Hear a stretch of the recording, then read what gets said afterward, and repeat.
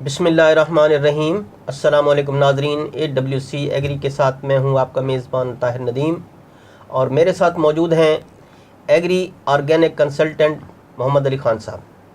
नाज़रीन, गुज़श्ता प्रोग्राम में हमने चिया पर बात की थी और उसके मुख्तलिफ़ पहलुओं पर रोशनी डाली थी और अब हम इस प्रोग्राम में भी चिया के मुख्तलिफ़ पहलुओं पर रोशनी डालने के लिए मोहम्मद अली ख़ान साहब से बातचीत करेंगे। इस हवाले से हमारे काश्तकार भाइयों को जो तशनगी है उसको दूर किया जाए। तो आइए बात करते हैं। अस्सलाम वालेकुम। अस्सलाम वरहमतुल्लाह। बहुत बहुत शुक्रिया मोहम्मद अली ख़ान साहब, आप तशरीफ़ लाए। पिछली दफ़ा हमने बात की थी अपना चिया पर, तो उसी टॉपिक को हम आगे बढ़ाते हैं। तो आज हम इस पर बात करेंगे कि हमारे ऐसे काश्तकार भाई जो चिया की काश्त करना चाहते हैं तो उनको इसका जो चिया का बीज है उसकी दस्तयाबी कहाँ से होगी और कहाँ से वो बीज हासिल कर पाएंगे और इसकी जो क्वालिटी है इसके हवाले से भी थोड़ा सा बताइए ताकि हमारे काश्तकार इस अपनी काश्त के सिलसिले में कोई इस्तेफादा कर सकें। चिया काश्त करने का जो बेहतरीन टाइम है वो अक्टूबर का दूसरा हफ्ते से शुरू हो सकता है और तकरीबन ये अक्टूबर का महीना जो है ये दूसरे हफ्ते से आखिरी हफ्ते जो आखिरी अक्टूबर तक जो है ये इसका बेस्ट टाइम है लगाने का। तो इसमें जो बीज की रिक्वायरमेंट है काश्त करने के लिए वो 1 किलो बीज 1 एकड़ के लिए काफ़ी होता है। बीज जिन हज़रात को चाहिए काश्त करने के लिए वो मुझसे रब्ता कर सकते हैं। स्क्रीन पर मेरा नंबर जब चलता है उसको नोट फरमा लें और मुझसे वो रब्ता कर लें, तो इंशाल्लाह ताला उनको मियारी बीज उनको मैं प्रोवाइड कर दूँगा। और खाने का सीड के अलावा वो भी मिल जाएगा। अगर जो काश्त करना चाहता है वो सीड, दोनों सीड मेरे पास अवेलेबल होंगे, तो जो साहब लेना चाहते हैं वो रब्ता कर लें। चिया जो है ये नई फसल है और जो रवायती हमारी फसलें हैं उनसे हटकर है, तो इसकी जो काश्त है उस पर भी रोशनी डालें थोड़ी सी कि इसके लिए जो ज़मीन की तैयारी है वो किस तरह करनी है और इसका जो बीज है वो किस तरह डालना है, छट्टे से डालना है, इसको ड्रिल करना है, क्या तरीक़ाकार है इसका? बेहतरीन तरीक़ाकार तो ये है कि 2 से 3 अच्छी तरह हल चलाएँ ज़मीन के अंदर और रोनी करके जब ज़मीन बतर पे आए तो बेड बना दें और बेड के बनाने के पर इसका जो है ना जो लेबर से चौपा लगवा लें इसका, तो ये इसका बेहतरीन तरीका है। और इसी तरीके से काश्त करना चाहिए, छट्टे से काश्त नहीं करना चाहिए। बीज इसका बारीक होता है और इसमें आपको तकरीबन 1 किलो बीज है, अगर आप इसमें कुछ रेत मिला लेंगे तो ये 1 किलो बीज पूरे एकड़ के लिए काफ़ी होगा। अगर आप रेत नहीं मिलाएंगे तो फिर ये बीज तकरीबन आपका 5-6 किलो लग सकता है 1 एकड़ के अंदर। लेबर क्योंकि एहतियात नहीं करती, उसके हाथ में उसकी चूड़ी में जितने भी बीज आएंगे वो उसने सारे लगा देने हैं। बाद में आपको छितराई का जो अमल है वो आपको काफ़ी मुश्किल में डाल सकता है। यानी कि इसका चोपा लगाना पड़ता है चुटकी भर बीज लेकर। लेकिन ये फरमाएं कि इसमें आपने जिक्र किया कि बीज में रेत मिक्स करके उसको काश्त किया जाए, तो अगर 1 किलो बीज हमने इस्तेमाल करना है फ़ी एकड़ के हिसाब से, तो उसमें रेत कितनी मिक्स की जाए? इतनी ही मिकदार में रेत मिक्स कर लें या जो हमारे चूल्हे की जो राख होती है वो मिक्स कर लें, ताकि वो उसमें जो लेबर जो है जब उसमें अपनी इसमें हाथ में जब चौपा लगाए तो बीज की कम मिकदार उनके हाथ में आए, उंगलियों में आए, ताकि वो बीज कम मिकदार में लगे और बीज वेस्ट ना हो, आपको छितराई ज़्यादा करनी ना पड़े। इसके लिए थोड़ा सा ये भी बताएं कि फ़ी एकड़ जो चोपे लगाने हैं वो उनकी कितनी तादाद होगी और जो बेड बनाने हैं वो फ़ी एकड़ के बेड कितने होंगे, इसकी भी थोड़ा सा हमें बताएं। बेड का जो साइज़ है वो तकरीबन जो आम कॉटन का बेड बना लें, मकई का बेड बना लें, उसके ऊपर 3 लाइनें भी लगा सकते हैं, 4 लाइनें भी लगा सकते हैं। तो वो मतलब है कि हस्बे जो आपके पास प्लांटर अवेलेबल है, आपके पास दस्तयाब है, जिस साइज़ में उसका बेड बना के उसी तरह आपसे 3 या 4 लाइनें आराम से 6 इंच के फासले पर, 8 इंच के फासले पर आप उसको लगा सकते हैं वो। अच्छा, इसमें आपने छिदराई की भी बात की, तो छिदराई का क्या टाइम है? पौधे का उगाव के बाद कितने इंच का पौधा हो जाए तो उस वक्त छिदराई करनी चाहिए और एक जगह पर कितने पौधे छोड़ने चाहिए? उगाव के तकरीबन 15 से 20 दिन बाद जो है इसका तकरीबन जब 4 से 6 इंच का पौधा हो जाए तो उसकी छिदराई कर ली जाए, ताकि जो सेहतमंद पौधा है उसको रहने दिया जाए और जो पौधे कमज़ोर हैं उनको छिदराई करके निकाल दिया जाए वहाँ से।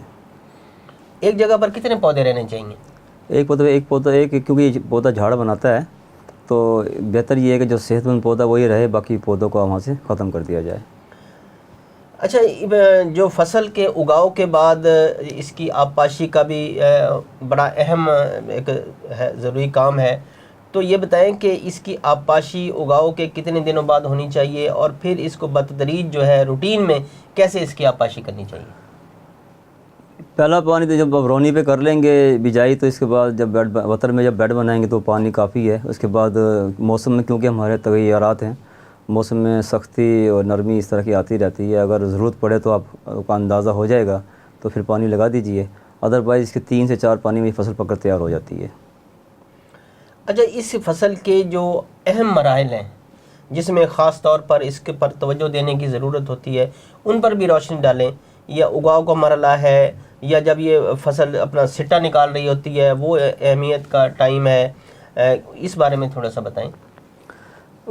बेहतर ये है कि इसमें जो खादों का इस्तेमाल का जहाँ तक ताल्लुक़ है तो इसमें DAP और यूरिया इस्तेमाल होता है, लेकिन वो ज़मीन की ज़रख़ेज़ी के हिसाब से इस्तेमाल करेंगे। आपके पास तज़किया होना चाहिए कि ज़मीन में फास्फोरस की कितनी मकदार चाहिए, या यूरिया कितना चाहिए, पोटेशियम कितना चाहिए, माइक्रो न्यूट्रंस कितने चाहिए, तो उसके मुताबिक आप उसको इस्तेमाल में लाएँ। और बाकी इसमें एक चीज़ देखना ये है कि जब फसल गोब की हालत में आ जाए उस वक्त पोटाश आपको चाहिए होगा। पोटाश फिर ये है कि इसमें आप बेहतर ये है कि जो एग्रीकल्चरल कंपाउंड है, मेरी एडवाइस तो यही है कि उसमें पेस्टिसाइड का या कीमियाई खादों का इस्तेमाल कम से कम करें और अल्टरनेट जो ऑर्गेनिक फर्टिलाइज़र उसकी तरफ जाएं, ताकि आपकी फसल में जो है न्यूट्रिशन डेफिशिएंसी ना आए और वो ज़्यादा सेहत बख्श हो। और एक चीज़ मैं आपसे अर्ज़ करता चलूँ, जब फसल गोब की हालत में आती है उस वक्त आप माइक्रो न्यूट्रिएंट्स का इसके अंदर स्प्रे करें तो ज़्यादा बेहतर है। और ये गोब की हालत में आने की सूरत में ये फसल जब तक तैयार होने के करीब होती है या फसल गोब की हालत में आ रही होती है, उस वक्त इसको ग़िज़ाइयत की ज़्यादा ज़रूरत होती है। उसमें आप उसको डीपली वॉश करते रहें, देखते रहें, और जो भी डेफिशिएंसी आ रही है उसका ख्याल रखें, और जो भी माहिरीन उसके मुताबिक आपको एडवाइस करें उनकी सिफारिशात पर अमल करें। अच्छा, ये फरमाएं, हमारे काश्तकारों के लिए जो चिया की फसल है ये नई है, इतनी ज़्यादा ये आम काश्त नहीं होती, तो इसका जो सिट्टा है वो कैसा होता है कि वो अपना को ज्वार की मानद होता है या बाजरे की मानद होता है? इसके सिट्टे की थोड़ी सी मुशाबत के बारे में बताएं। और जब ये सिट्टा निकल आता है, इसमें दाना पड़ जाता है, तो इससे कोई परिंदों को भी नुकसान पहुंच सकता है? परिंदे भी इसको नुकसान पहुंचा सकते हैं? नहीं, उसका इम्कान तो कम ही होता है। इसका नीले रंग का सिट्टा होता है, और जैसे ये सिट्टा मैच्योरिटी की तरफ जाता है, जब पकने के करीब आता है तो भी ये ब्राउन हो जाता है। तो जैसे ये मतलब सिट्टा जब फसल आपकी देखेंगे, आपको फसल बताती है कि वो मैच्योरिटी के करीब आ चुकी है और ये तक तैयार हो गई है, तो उस वक्त उसको हार्वेस्ट कर लिया जाए। हार्वेस्ट करने का तरीका ये है कि इसमें क्योंकि थ्रेशर तो अभी हमारे पास मार्केट में अवेलेबल नहीं होंगे, तो इसकी हाथ से कुटाई करके जो है ना उसका बीज निकाला जाएगा, और इसको अच्छी तरह साफ़ करके उसमें जो मतलब सफाई का ख़ास ख्याल रखें, क्योंकि ये खाने का आइटम है, खाने की ग़िज़ा के तौर पर हम इस्तेमाल करते हैं। तो इसमें इसकी सफाई अच्छे तरीके से करें, और जितनी ज़्यादा आप अच्छी सफाई करेंगे उतनी ज़्यादा मार्केट में इसका रेट मिलेगा आपको। को हार्वेस्टिंग का जो तरीकाकार है उसके बारे में बताया कि जब फसल को खेत से काटना है तो कैसे काटना है, और अगर इसमें कोई एहतियात का पहलू मद्देनज़र रखना है तो वो क्या है? काटने के ये इसका जो हार्वेस्टिंग का है कि इसकी कटाई करके इसको पहले ढेरी बना लें, और कोशिश ये करें कि मौसम, क्योंकि जब ये मार्च में, फरवरी के एंड में या मार्च के शुरू में या मिड में आपकी फसल पककर तैयार होगी तो बारिशों का मौसम इसको डिस्टर्ब कर सकता है। तो बारिश होने की सूरत में जो है वो इसकी प्रोडक्शन पे इसका असर पड़ सकता है, और वो आपकी प्रोडक्शन कम हो सकती है। तो इसमें अपना मुतबादिल इंतज़ाम इसको रखें, ताकि अगर बारिश का आपको खुदा न खास्ता मसला सामना करना पड़ सकता है तो इसको ढाँप के रखें, और मौसम की सूरत हाल को देख कर ही आपने फ़ैसला करना है कि आपने इसको हार्वेस्ट करना है, ताकि आपका नुकसान कम से कम हो उसका। मोहम्मद अली साहब, जैसे हमारे यहाँ लोग सूरजमुखी काश्त करते हैं या गंदम है, दीगर फसलें हैं, तो उनकी भी बाकियात होती हैं, वो भी कारामद होती हैं। उनकी बाकियात भी हमारे काश्तकार अपनी ज़रूरत में लेके आते हैं, बतौर जानवरों के चारा के तौर भी इस्तेमाल होता है, जलाने के काम भी इस्तेमाल होता है। तो ये जो चिया है, इसकी जो बाकियात बचती हैं वो किस नोयत की होती हैं, वो भी किस काम आ सकती हैं? देखो, इसमें जहाँ तक इसकी बाक़ियात का ताल्लुक है, जिस तरह गंदम की बाक़ियात हैं, मकई की बाक़ियात हैं, इसमें हैवी न्यूट्रिशन होती है। इसको बतौर चारा भी इस्तेमाल किया जा सकता है। इसका जानवरों के अंदर जिस तरह घास के साथ चारा कहते हैं कि तूड़ी मिला के इस्तेमाल करते हैं, या धान की पराली भी इस्तेमाल करते हैं जानवरों में लोग, जानवरों को खिलाने के लिए। तो इसमें ये इसको जो तूड़ी है, जो इसका भूसा होता है, वो उसको एज ए न्यूट्रिशन जो है जानवरों के लिए हम इस्तेमाल कर सकते हैं उसको।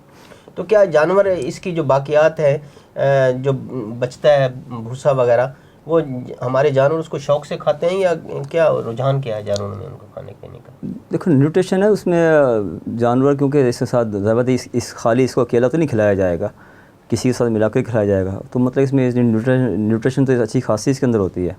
तो इसमें मेरी जो एडवाइस ये है कि वो जानवरों के साथ मिला के इसमें दिया जाए। जानवरों का भी हमने इस बारे में ये मुशाहिदा तो नहीं आया कि जानवर से शौक़ से खाते नहीं खाते। बहरहाल ये कि लगता है कि चीज़ ऐसी है, इसमें जायका तो है इसके अंदर, और क्योंकि जानवरों को तो हम बहुत कुछ खिला देते हैं। तो जहाँ जिन चारे के अंदर, जिन चीज़ों के अंदर न्यूट्रिशन ज़्यादा हो, जानवरों को वही चीज़ खिलाना ज़्यादा बेहतर होता है। इसके हवाले से और जो एहतियाती पहलू हैं चिया की काश्त के हवाले से, उनके बारे में कुछ हमारे काश्तकारों भाइयों को बताइए। एहतियाती इसका पहलू ये है कि अगर इसको अब अक्टूबर में 15 अक्टूबर से लेकर और 30 अक्टूबर तक काश्त कर लेंगे तो ज़्यादा बेहतर है। इसमें फ्रॉस्ट के जो कहते हैं कि जो नेगेटिव इम्पैक्ट पड़ते हैं फसलों के, वो कम होंगे। क्योंकि इसके बाद आप अगर 15 नवंबर के बाद अगर लगाएंगे तो उसमें ये हो सकता है कि इसमें फिर फ्रॉस्ट इम्पैक्ट ज़्यादा हो और फसल जो है वो फ्रॉस्ट की वजह से डैमेज हो सकती है और अच्छा खासा नुकसान आपको हो सकता है। तो क्योंकि अक्टूबर में हम इस जो फसल को कल्टीवेशन कर लेंगे तो फसल में इम्यूनिटी पैदा हो जाती है, इसमें इम्यून सिस्टम इसका डेवलप हो जाता है, फसल कद कर जाती है, जिसकी वजह से ये फ्रॉस्ट का मुकाबला करने के काबिल हो जाती है।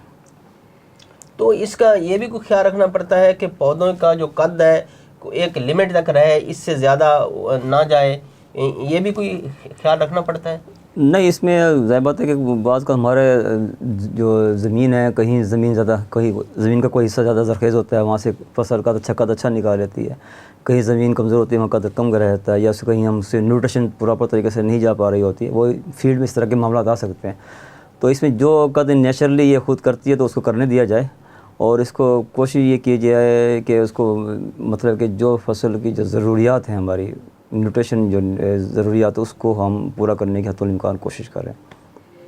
इसका जो पौधा है वो जो झाड़ बनाता है, वो हमारे जो गंदम का पौधा है उसकी तरफ से ये टिलर बनाता है, या जैसे ये कपास का पौधा है इस तरह का झाड़ बनाता है? किस नौइयत का ये पौधा है?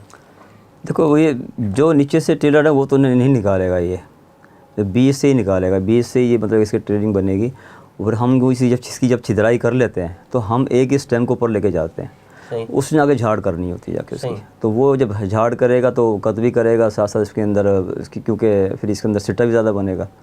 तो मुख्य क्योंकि एक एक पौधे के अंदर कई सिट्टे इसके बनते हैं। को रफली अंदाज़ा है कि एक जो पौधा है वो कितने सिट्टे बना देता है? वो डिपेंड ये करता है ज़मीन की ज़रखेज़ी के हवाले से हो सकता है। इसमें कोई क्योंकि 30 भी हो सकते हैं, 40 भी हो सकते हैं, इससे ज़्यादा भी हो सकते हैं, इससे कम भी हो सकते हैं। जब इसको काश्त करते हैं तो इसका, चूँकि आपने बताया कि इसका जो बीज है वो इंतहाई बारीक होता है, तो इसकी काश्त के वक्त भी कोई एहतियाती पहलू मद्देनज़र रखता होता है कि ताकि ये बीज के ऊपर कोई ऐसे कोई क्रस्ट ना बने मट्टी का जो इसके बीज के उगाव को मुतासर करे? तो किस तरह मतलब है इसका जो वो एहतियात रखी जाए ताकि बीज का जो उगाव है वो बहुत अच्छे तरीके से हो? बीज का उगाव करने के लिए इसमें जो बैक्टीरियल ट्रीटमेंट है वो मैं उनकी एडवाइस करता हूँ कि कोई भी क्रॉप लगाते हैं इसमें बैक्टीरियल ट्रीटमेंट ज़रूर कर लिया करें। इसमें क्योंकि लिविंग ऑर्गेनिज्म जो है वो मतलब है कि बीज को ग्रो करने के लिए, जर्मेशन कराने के लिए तो ख़ासा इफ़ेक्टिव होता है। तो इसमें ये, लेकिन ये बीज ऐसा होता है, इसमें ये जल की सूरत अख्तियार कर लेता है। इसको अगर हम पानी में भिगोएंगे तो ये जल बन जाएगी, इसको फिर भिगोना या मुश्किल होता है। तो हाँ, ये हो सकता है कि बैक्टीरिया के इसके बाद इसका हल्का सा स्प्रे कर लें, स्प्रे करने के बाद इसको राख में मिक्स कर लें या मिट्टी या रेत के अंदर, बारीक मिट्टी के अंदर मिक्स कर लें। उसके बाद थोड़ा सा इसको हवा लगाएं, उसके बाद फिर इसकी कल्टीवेशन स्विंग कर दें इसकी।